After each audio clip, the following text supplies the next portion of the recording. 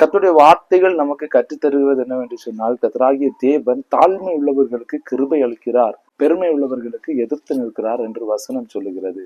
பார்வோன் இஸ்ரவேல் ஜனங்களை எகிப்தின் அடிமைத்தனத்திலிருந்து வெளியே விடாதபடிக்கு கர்த்தர் கடினப்படுத்தின போது மோசேயும் ஆரோனும் பார்வோனிடத்துல போய் கேட்கிற ஒரு கேள்வி இருக்கிறது.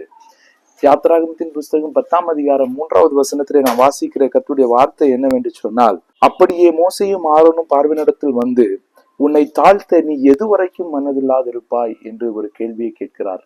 இன்றைக்கு இந்த வார்த்தை சிலருடைய வாழ்க்கையில கர்த்தர் கேட்க விரும்புகிறார்.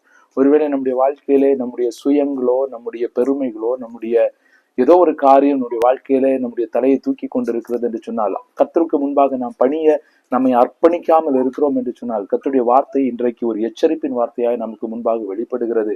அது என்ன அப்படின்னா, எதுவரைக்கும் கர்த்தருக்கு முன்பாய் நீ உன்னை தாழ்த்தாமல் இருப்பாய். இன்றைக்கு உங்களை நீங்கள் சோதித்து பாருங்கள். நம்மை நாமே நிதானித்து பார்த்தால் நாம் நியாயம் தீர்க்கப்படும் என்று சொல்லி வசனம் சொல்லுகிறது. இன்றைக்கு சோதித்து பார்க்க வேண்டிய இடத்துல இருக்கிறோம்.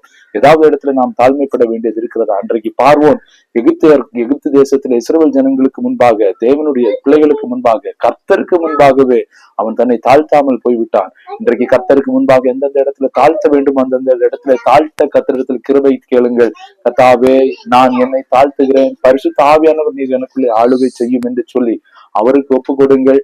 கர்த்தருக்கு முன்பாக நீங்கள் உங்களுடைய இருதயத்தையும் உங்களுடைய மனதையும் உங்களுடைய சிந்தையும் தாழ்த்தும் போது அவர் கண்ட்ரோல் பண்ணி உங்களை நடத்துவார். அவர் நடத்துகிற விதங்கள் மிகவும் உயரமாயிருக்கும், மிகவும் ஆசீர்வாதமாயிருக்கும். அது மிகுந்த சந்தோஷத்தை உங்களுடைய வாழ்க்கைக்கும் உங்களுடைய குடும்பத்துக்கு கொண்டு வரும். நிச்சயமாக தாழ்மை உள்ளவனுக்கு கர்த்தர் கிருபை கொடுக்கிறார். அந்த கிருபை இன்றைக்கு உங்களை பிடிக்கும். கர்த்தர் உங்களை ஆசீர்வதிப்பாராக.